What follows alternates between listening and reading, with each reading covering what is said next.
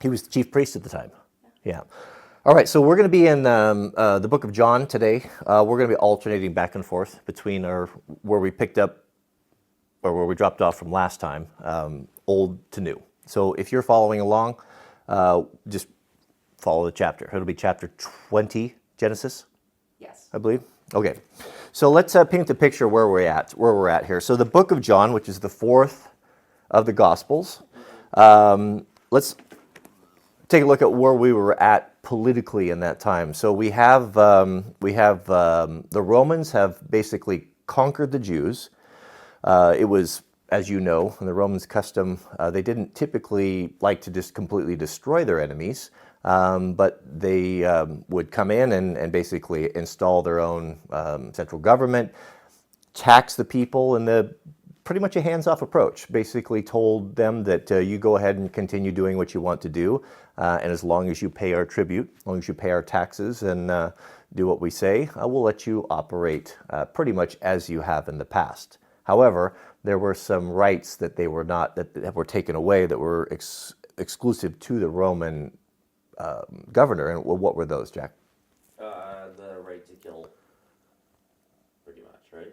Capital punishment. Yeah, capital punishment. The Jews could not, the priesthood or the king, Herod could not level the sentence of death, punishment by death, without the approval of Pontius Pilate.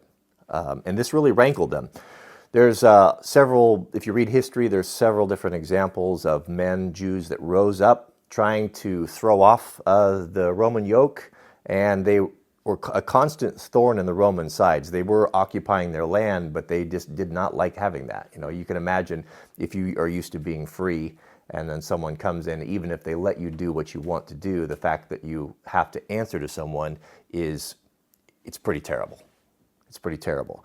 So this is kind of where we're at when Jesus comes into his ministry. So how old was Jesus when he started preaching? Roughly. Wasn't he in his 30s? Yeah, right around 30 or so. Right around 30. So a lot, we don't hear much from the time we have the story where he was born and the Magi came, and we know the whole story, right? There's not a whole lot written about his childhood, but he waited patiently. That must have been a long wait for 30 years. Is there an example in that to us? Is that telling us that maybe a man shouldn't be getting up and preaching the gospel until he reaches that age? Does he need that life experience? What is that telling us? Was that an example to us? That's something I really cannot comment on. Yeah. What do you think? But when he was 12, they found him talking to the high priests and educating them. Should I not be about my father's business? That's right. So you should definitely be learning and knowing and asking questions. But I think there's something to be said for being patient. I think so too. Yeah, I agree. The gospel starts by saying, in the beginning was the Word, and the Word was with God, and the Word was God. He was in the beginning with God, and all things were made through him, and without him nothing was made that was made. Who's the Word? The Word is Jesus. So Jesus was in the beginning. Mm-hmm. A lot of folks think that Jesus didn't exist or wasn't around until he was born in the manger, but we have right here telling us that he has always been. He was in the beginning with God. And the other interesting thing here is that it says that he created everything. So that whole story we have in Genesis from the creation, that we think of God the Father and creating matter from nothing, it was actually Christ doing this. Chapter 6, there was a man sent from God whose name was John. This man came for a witness to bear witness of the light, that all through him might believe. He was not that light, but was sent to bear witness of that light, that was the true light, which gives light to every man coming into the world. Who's this John character? John the Baptist. John the Baptist. Now, there's a special relationship between John the Baptist and Jesus. What was that? They're cousins. They were cousins. We have a story from one of the other Gospels, I believe, that tells a story of when Mary and Elizabeth met, and Elizabeth was actually pregnant before Mary. And They were pregnant at the same time. They were, but John was born first. Correct. I like the old King James version. I think the Victorian or the early writers, they really struggled with this. They were so conservative, right? And talking about pregnancy and a baby inside of a woman's womb, the story says that it was delightfully agitated when when the two of them met together. It's so funny that the baby leapt in the womb. So did Jesus and John ever meet or play together as children, being they were family? No, they didn't. And why do you suppose that was? They probably live far away. Could have been. I think, I think, it seems to me, go ahead. that Mary, there was a little bit of cloud. She was a virgin who got married, but a pregnant one. She was pregnant when she got married, probably a little scandalous. She probably kept herself a little bit quiet. Elizabeth's husband was the high priest. They probably separated them. A little bit more legitimate, yeah. Yeah, and it points to that. It was quite a scandal back in the day when Joseph was he knew that he was going to marry Mary, and he knew he had never been with her. He finds out she's pregnant. Well, even though the angel has spoke to him and told him these things, he's like, I don't know about this. I don't know where she's been. Obviously, she's been unfaithful to me. I'm just going to make this go away. I'm not going to embarrass her, but there's no way I'm marrying this woman. Well, what happened? Well, angels Came and said, Hey. go ahead and do it. Yeah. You will be. So they knew the truth. They knew what had took place, but everyone around them, they were counting the days backwards, and I think it was safe to say that it was probably pretty scandalous in the time. Yeah. They would have thought, well, who's really the father of this man? And this probably dogged Jesus, and we know that it did because the Pharisees, when they were attacking him, even brought this up. Even brought this idea that he may have been illegitimately born, not knowing the miracle of the Immaculate Conception. I heard, I don't remember where I heard it, but someone said there are no illegitimate children. There's just illegitimate relationships, and I kind of like that these children are knit in the womb beforehand, and don't blame the child. They are a legitimate person. It's the relationship and what the parents have done that would be illegitimate, but the children are not illegitimate. Yeah, and that's a good way to look at it. C.S. Lewis talks about he really struggled. He was a really bright guy, one of the smartest guys, probably one of the smartest theologians of all time. And so when he came out of being an atheist into the Christian faith, he had a lot of arrogance and pride that he spoke about. It was very difficult for him to go from Cambridge and these they don't consider them Ivy League in UK, do they? These elite colleges that had been around for hundreds of years, to sit into a church with these mere mortals, these common people. And he remembers having a hard time with that because he had in his mind this idea that when he came to the Christian faith, and he was reading about the old patriarchs, and he had this image of togas and sandals and all these things, and here I am in this little English church, the Church of England, and I've got this guy wearing funny clothes over here, and this man with squeaking boots, and he had a lot of trouble with that. It was not what he had expected. Wanted more pomp and circumstance.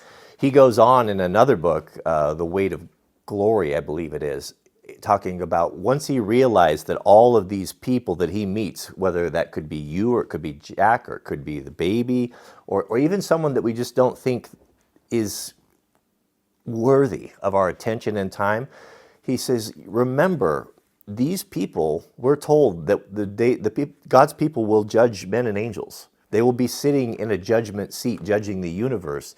So when you think about this, when you start thinking that you're a little bit high and mighty, remember this person that you might be looking down to may be sitting in judgment of you someday. And that helped him to kind of keep perspective and to be a little bit more humble. That's a weird reflection. Well, it may not work for you, but it worked for him. So that's the thing. That's why it's okay to go and read devotionals and read what men have written about Christianity and their experience. But you have to remember, you have to go back to the source. What they say, if it helps you to understand things, then use it. If it's in harmony with the gospel. But if it doesn't help you, maybe it was just for them. It's not necessarily wrong or right. It's just maybe not right for you. So I look at it that way. There's the 66 that is the standard, and then there's everything else that may or may not help. But not, don't be building theologies on something a man has written, I think is the warning. Well, isn't that what the whole Bible is, though? It is. The difference here is we have 66 books written over a period of 5,000 years, give or take, right? By what? Over 20 authors? From spread out, most of them didn't know each other, and yet the whole thing is in harmony. What's the chance of that happening? Pretty small. It's impossible. Yeah, it's one of the greatest proofs that the Bible is real, and that's not even touching into prophecy, which we're going to get into here in a minute. There was a man sent from God whose name was John. This man came for a witness to bear witness of the light, that all through him might believe. He was not that light, but was sent to bear witness of that light. This was the true light, which gives light to every man coming into the world. He was in the world, and the world was made through him, and the world did not know him. He came to his own, and his own did not receive him. But as many as received him, to them he gave the right to become the children of God, to those who believe in his name. Right there is a big thing, that last sentence. What he's telling us now, the Jews at that time had basically reserved their faith, and God, it was their exclusive club. If you tried to go into their synagogues as an unwashed mass, or as a heathen, or as a Samaritan, or if you even tried to go inside of the temple walls, they would have escorted you out immediately. It was a very exclusive club, and they were very bigoted towards other people. This is telling us right here, it's giving us a little insight that you say you don't have to be Jewish to find salvation through the Son of God. The only requirement, you could be Jew or Greek or Roman, you could be anyone, is that you believe. This is not an exclusive club, and Jesus is coming to fulfill this whole thing and turn everything on its head. Can I read mine? I like my wording in mine. Mm-hmm. It says, "Yet to all who receive him, to those who believed in his name, he gave the right to become children of God. Children born not of natural descent, nor of human decision or a husband's will, but born of God." Born of God, born of the Spirit. Above lineages, family names, and birthrights. And that is your own decision, not somebody else's will. There are no coattails to ride into the kingdom. Yeah, that's absolutely for sure. It doesn't matter how pious your father was, or if he was a great evangelist or a preacher. His righteousness is exclusive to him, and it doesn't extend to his family at all. You have to make your own choice. We'll go on to find out one of the most important things to God is freedom, and the right to make a decision, and the right to come to a decision on your own, apart from fear or threats. Freedom is the most important thing. That's why the devil wasn't destroyed when he rebelled against God, and a third of God's children sided with him. He could have easily just said, well, I've told you that it's this way, and Lucifer is saying this, so he's gone. Well, that solves the problem, right? All up to the point where the 2/3 of the loyal angels that didn't rebel, do you think maybe in that 2/3 there were a few that were maybe on the fence? Maybe feeling it out? Yeah. So what do they think when someone, for the first time, accuses God of being unjust, abusing his power, and if he would have destroyed him, what would they have thought? Well, he's just a tyrant, He's a tyrant. and that I don't actually have the freedom of choice. They would have thought to themselves, oh, I see how it is. So if we don't do what you tell us, then you'll just kill us, make us disappear. Can you command someone to love you? No. Can you command someone to respect you? No. Those are the two things that you can't force people to do. You can force people to do almost anything, but those two things you cannot, no matter how much power or influence you have, you cannot legitimately really make them do that. That's something that every man and woman reserves to themselves, that can only be given freely. And that's the thing that God wants more than anything else, is for you to be able to follow him because you trust him and you believe him, and you you are in agreement with him.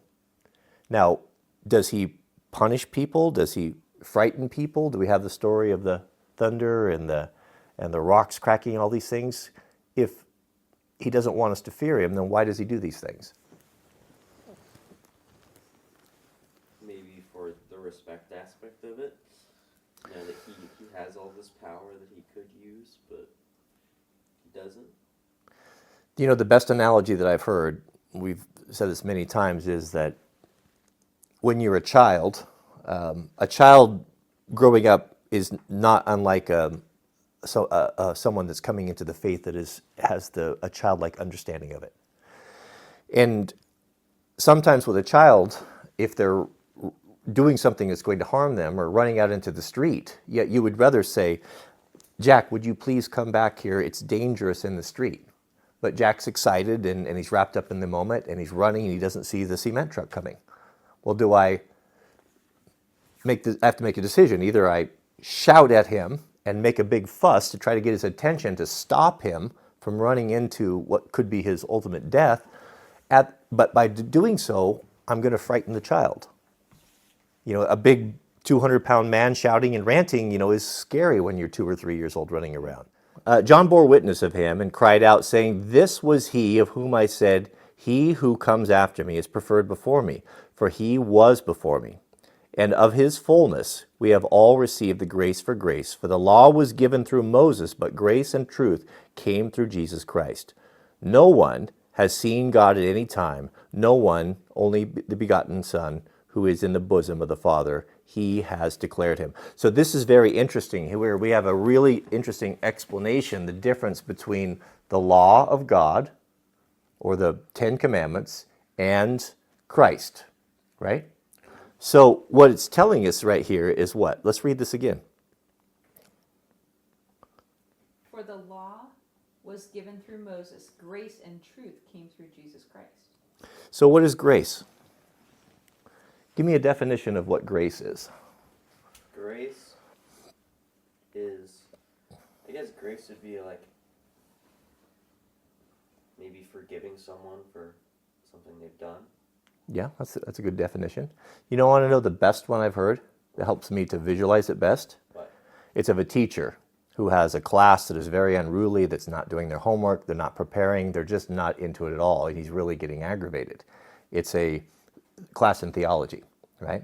The topic that he's trying to teach to everyone, and he has been for weeks, is grace. But they're just not getting it, they're not understanding it.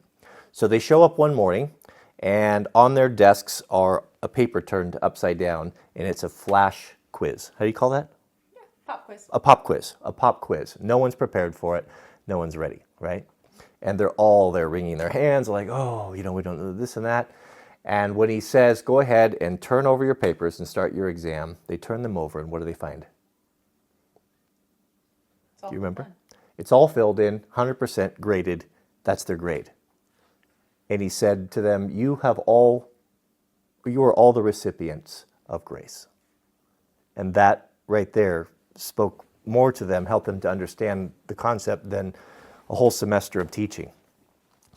So we have here, so the law, the best way... Don't get any ideas. The best way for me to understand the law is that there are a lot of folks, and we'll read about the Pharisees and stuff, who took the law, the 10 Commandments of Moses, and they thought to themselves, if we can follow all these, and boy, they tried, and they did. They kept the Sabbath, they didn't eat unclean food, they tithed everything they received and everything that they produced, even to the point where they would separate the little seeds. Anise, mint, and cumin. 9 for me, 1 for God. That's how methodical that they were. And so looking at these men from the outside, this priesthood class in Jerusalem at that time when Jesus was coming, you would think, those are some righteous men. They even tithe, they even strain their goat's milk so that they don't inadvertently swallow a gnat that would defile them and they would be unclean. So what is this like when the priesthood goes to this extent and they appear to be so holy? What is this? How encouraging is this to the masses who maybe are not living up to that standard? Are they feeling pretty good about their faith? Well, they just say, I don't even have time for this. This is Are they enjoying their religion, a total or burden. is it a burden upon them? Not to mention the Pharisees, if the 10 Commandments were not bad enough, hard enough to keep, they piled loads and loads of other burdens upon them. You can only walk so far on the Sabbath. You can do this on the Sabbath. You can't do that. Things that were never written into the original. There's a reason why God doesn't go really specific into a lot of these rules and different things. Because there's a lot of folks that would just rather just be lazy. So I don't have to figure it out. Just tell me what to do. Tell me where to go. Tell me where to sit, and I'll do it. I want to just make sure I check all the boxes so that I could someday be in the kingdom. How many people follow God that way? Many. The thing about that I think portrays God in such a wonderful light is the fact that he didn't go into details on this, because life and people are messy. Situations and problems are messy. So is it the ideal that a man and wife should be married together and to stay married their whole life and raise their children? Is that can we all agree that's probably a pretty good situation? Yeah. So if a family finds that because people can't get along, and just things just happen, life is messy, that the marriage ends in a divorce, do we just look at that and say, well, we'll wash our hands of it? You didn't meet the ideal, you didn't live up to the standard, so we'll just put you to the side, and there's no hope for you. I mean, is that what we want? Is that the type of God that you could get behind? No. So it comes down to meeting us where we're at. So it seems to me that the reason why things are so vague, and when it comes to the Sabbath worship, for example, I hear from people that ask all the time, is it okay for me to do this, or is it okay for me to do that? And I just respond the same way. It's not for me to say. What is okay for our family and what we feel honors God and honors our faith may be different than you or someone else. So it's not for us to judge. It depends. It's just life is messy, and it's all about meeting people where they're at and adapting to the circumstances, Well, right? there's cultural issues too. Of course. Go on to say here, where are we at? 19? 20. He confessed and did not deny, but confessed, I am not the Christ. And they asked him, what then are you, Elijah? Okay, let me set this up here. So we have John the Baptist, we have Jerusalem, and there's some talk about this strange guy that's just outside of town. He's dressed in funny clothes. He's wearing a camel skin outfit of some sort. He's just this crazy wild man. He's got a big leather belt, and he lives off of honey and grasshoppers, right? Yep. He's out there, and he's preaching, and he's baptizing people in the river. Well, people get wind of this, and they start going out. Well, let's go see, There was no entertainment in the day. You couldn't go to a movie. So entertainment maybe for that day was to go see this idiot out shouting in the forest, right? Well, they go out there, and they're hearing the preaching, and it's resonating with them. People know truth when they hear it. And so more and more people are coming out. Well, the priesthood is very jealous about anyone coming in and stepping on their toes. And they don't like the sound of some guy out there that's non-sanctioned, that's baptizing. He had not gone to seminary. Who the heck does he think he is? He doesn't have the right degree. He didn't go to seminary. He didn't approve. We didn't approve this. So they send some of their lackeys out there. Go out there and see what's going on. Report back to us, right? Ask him what he's up to. So these are the lackeys that confront him. So they come out and they say, Are you the Messiah? Are you the Messiah? Are you Elijah? And it's like, no, I'm not Elijah. They say, are you that prophet? Who are they referring to? Are you Moses? Yeah. They're asking. Are you Elijah? No, not Elijah. Are you this prophet? No, I'm not a prophet. And he answers no. Then they said to him, who are you, that we may give an answer to those who sent us? What do you say about yourself? Now this is interesting here with his response. And this is right here what separates the 66 books of the Christian Bible from all of the other religious books. And that is prophecy. He doesn't say, well, I'm John the Baptist. I'm a cousin of Jesus. I've got the pedigree. You should be listening to me. What does he say? He quotes scripture that was this Isaiah, I believe? Yeah. Isaiah prophesies thousands of years ago, and this is what Isaiah prophesies. He says, The voice of one crying in the wilderness, make straight the way of the Lord. Isaiah, that was born thousands of years before any of these men, prophesies that the heralding of the coming of Christ would be, one of the things that you would see was the voice of one crying in the wilderness, make straight the way of the Lord. Basically, it pointed to John the Baptist. Now, why is this important? Why didn't he just say, I have this authority because I'm a cousin and God sent me to do this and you should believe me? Why didn't he answer that way? Because that would, I'm not sure why he didn't answer that way. It wouldn't sound realistic that way, I guess. So Where's the proof? yeah, so like if there's somebody who's like, I'm an FBI agent, and they just tell you that, you kind of look at them like, yeah, right. But if they flash their badge, so if they have something else, you believe them because somebody else told you about it. So here, somebody else is prophesying, and that is what gives the authority. I've even heard stories of young men in Christian church, back in the day, that have approached women, a young girl, and said, God told me that you are supposed to marry me. So what does she do with that? Okay. I wouldn't want to go against God, right? Is that really something? That's real. People have done that. So man can say anything. Then you get a wife who's not too bright. Maybe it worked. Maybe it worked for him. I don't know. But that's the point. Is just because someone says something, it's meaningless. So that's why the prophecy was given, because those Jews that were in the priesthood at the time, trust me, they knew the Bible. They didn't have the New Testament, of course, but they had the basically. They were the New Testament. Yeah, basically what we have with the Old Testament. They knew it. They would teach their children they would memorize. Some of them would memorize the whole thing. They knew how many words were in it. They knew what the center word, the word counts. I mean, they were fanatical about studying it. They were studying it. It was their full-time job. The priesthood, they didn't work. They were supported by the community. The community paid for them to live in luxury, and they were supposed to be the spiritual leaders. They were supposed to be able to decipher and then bring the wisdom down to the people. That was what they would say.